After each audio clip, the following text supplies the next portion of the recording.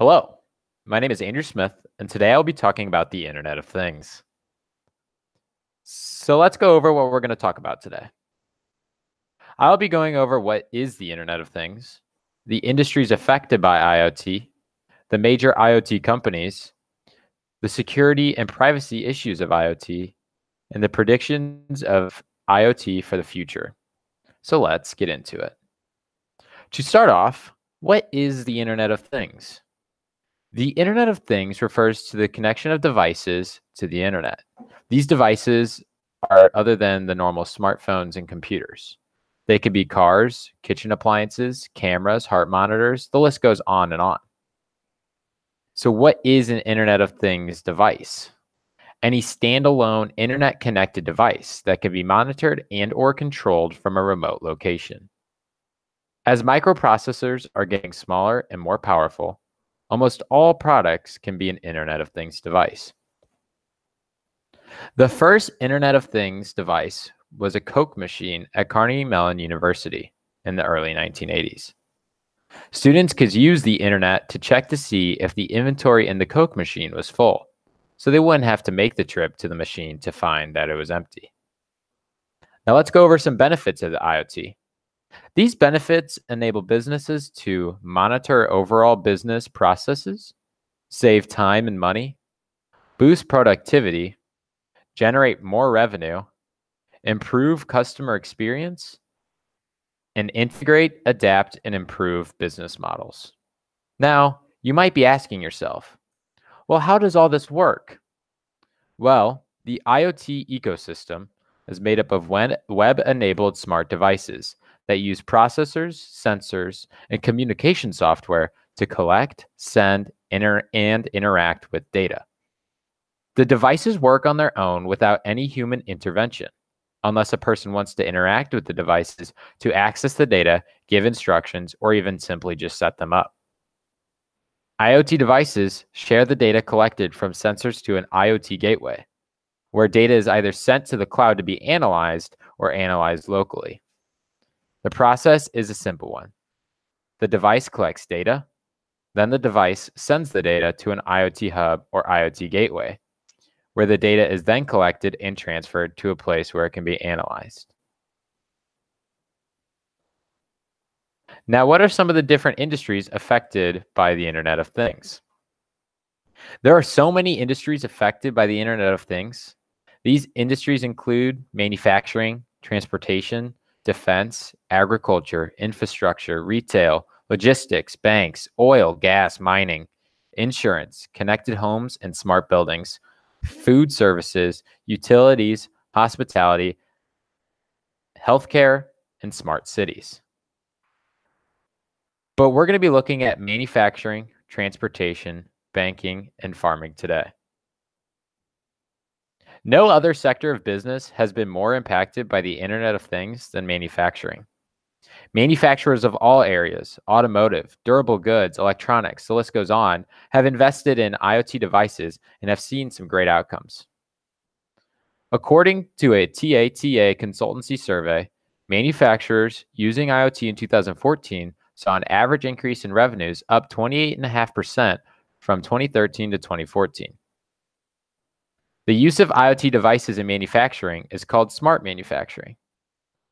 BI Intelligence, Business Insider's premium research service, predicts the installation of IoT devices in manufacturing equipment to grow from 237 million units in 2015 to 923 million units in 2020. Manufacturers use IoT solutions to track assets, consolidate their control rooms, and increase their analytics functionality through predictive maintenance.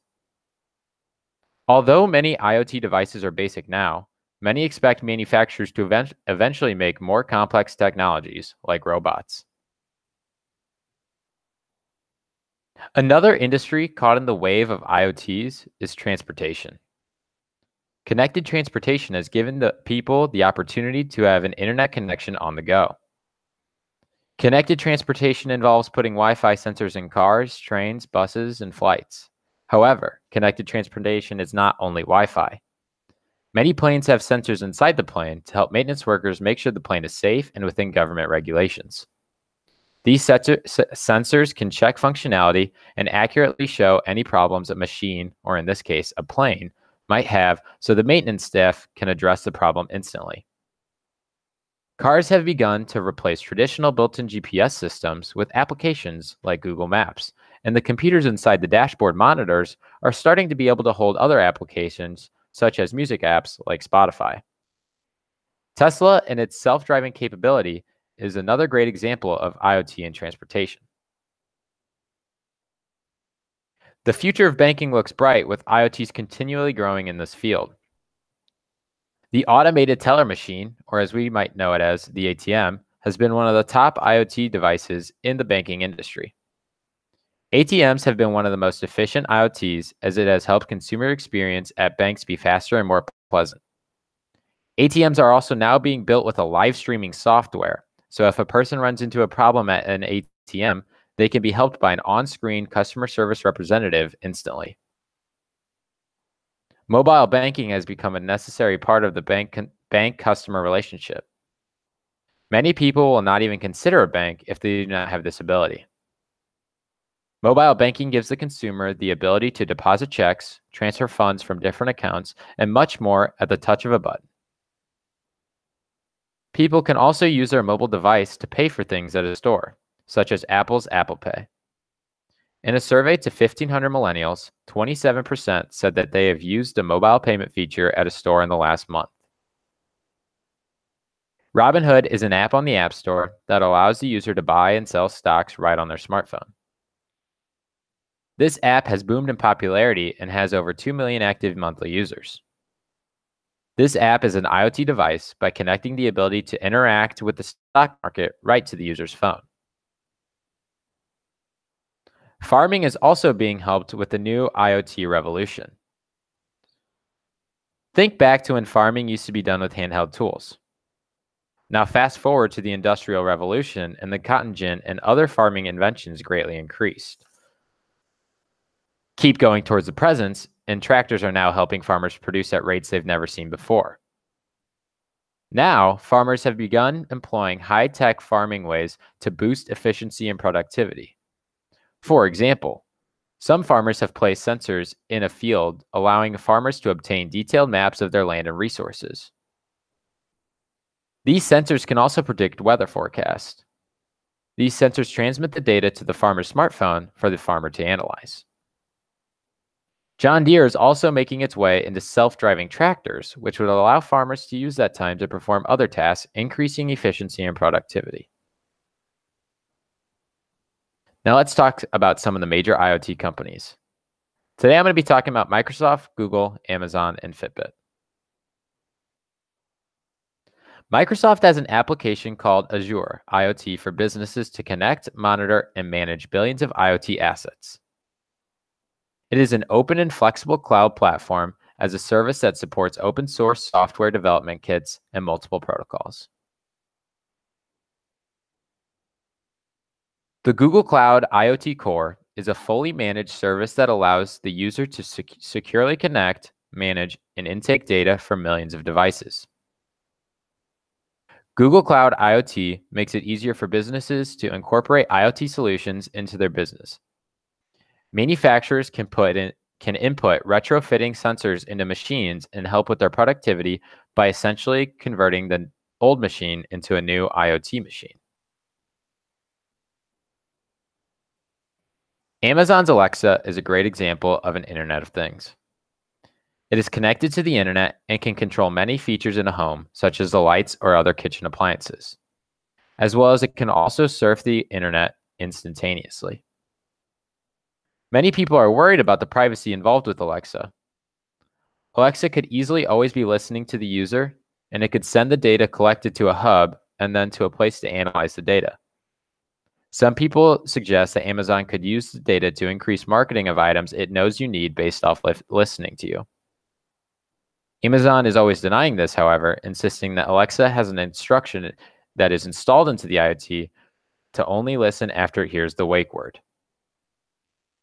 Amazon also has an IoT platform called Amazon Web Services. It is much similar to Google's and Microsoft's, and it is a virtual cluster of computers available at any time through the internet. Fitbit watches can connect to the user's smartphones and the internet to have GPS capability and other core functions of the Fitbit. Fitbit is an amazing example of how IoTs work. Fitbit receives the data. This data is either steps, heart rate, pulse, stairs climbed, miles ran, whatever. That system was given instructions to record this data.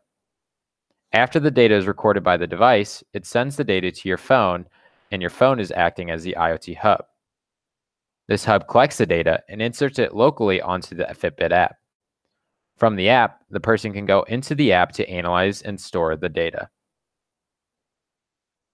Security is one of the major scares to IoT. For IoTs to take off, the public perception needs to change in order for IoTs to be successful. According to Business Insider, 44% of all Americans were very concerned about the possibility of information getting stolen from their smartphone, and an additional 27% were somewhat concerned. It seems like consumers might be slow to purchase connected devices if even 71% of Americans are even somewhat concerned about their privacy. These IoT devices are still vulnerable to being hacked as well. According to Business Insider, a team of researchers at Microsoft and the University of Michigan found many holes in the security system of Samsung's SmartThings smart home platform, and hackers would easily be able to replicate the effort. Samsung is not a company that would easily have this oversight. If hackers can get into a Samsung system, imagine what they could do to other companies with even less security. Companies may also not be ready to make the jump. According to AT&T's Cybersecurity Insights report, of more than 5,000 companies around the planet being surveyed, only 85% of them are in the process of or thinking about implementing IoT devices. And only 10% of the companies believe they can protect them from hackers. That begs the question, if most businesses cannot say that IoT devices are safe from hackers, would consumers still be willing to purchase them? True security is not just securing the actual device themselves, but also securing the applications connections that link the devices. There needs to be better security for the data as it is collected, sent to a gateway, and sent to be analyzed. Privacy seems to be a recurring issue for IoT. Too much data could be a problem. A Federal Trade Commission report titled Internet of Things, Privacy and Security in a Connected World found that fewer than 10,000 households can generate 150 million different data points daily, which creates more entry points for hackers, leaving sensitive information out in the open. Eavesdropping from a connected device have also had consumers skeptical about buying one since they've released. Hackers could use the connected device to virtually invade a person's home. According to Business Insider, German researchers accomplished this by intercepting unencrypted data from a connected device to determine what TV show someone was watching at that very moment. And finally, these connected devices could lead to an unwanted public profile. Many people are worried of fitness trackers, as health or life insurance companies may one day use the data to calculate a person's insurance rate.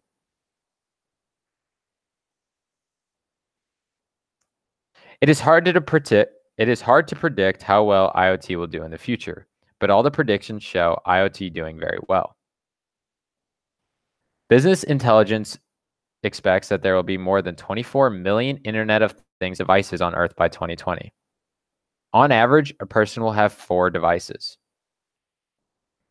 $6 billion will be invested into IoT solutions, and those investments in application development, device hardware, connectivity, data storage, security, and system integration will generate $13 trillion.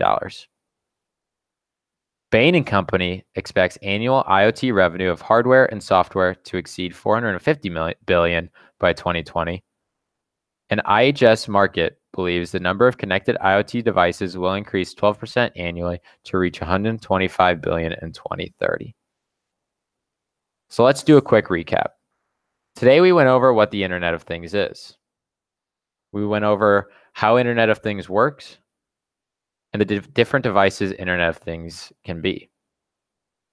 We also looked at the major industries affected by the Internet of Things. We looked in heavy detail at farming, manufacturing, banking, and transportation. We also looked at the different major IoT companies out there. Today, we looked at Google, Microsoft, Amazon, and Fitbit. We addressed privacy and security issues. And lastly, we looked at the future of IoTs and how it may be uncertain, but still looks great. Thanks for watching. How do you feel about IoTs? How will you get involved?